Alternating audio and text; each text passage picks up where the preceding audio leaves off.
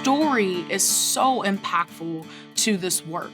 The experiences of people from the community, experiences of people, from various fields, really come together to put out some rich data that we're often leaving out of the conversation, out of research. This initiative, this storytelling, Learning Futures Collaborative, it's about the knowledge creation space that is within the institution that we consider as higher learning or higher ed, but beyond that, where else is this happening? And how do these worlds come together or not?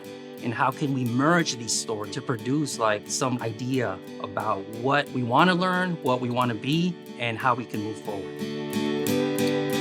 It's important to highlight all the different moving pieces and people that are a part of communities, especially since the research that we do impacts these communities. This storytelling, Learning Futures Collaborative is really important to further understand the communities that we seek to serve. Identity wasn't necessarily centered in the conversations that we were having. So of course, I start looking at research and trying to figure out, what are people saying and what are people talking about? The narrative was missing. The experiences of people were missing from the conversation, from the discourse. And then the things that did discuss, we're really talking about it from kind of a technical perspective. Us being able to see how different communities live and work independently, what their joys are, what are some of the sources of their struggles. I think it helps us to build community and find a place where we can bring joy and laughter and work through some of the struggles that we have as a community, as educators, as familia.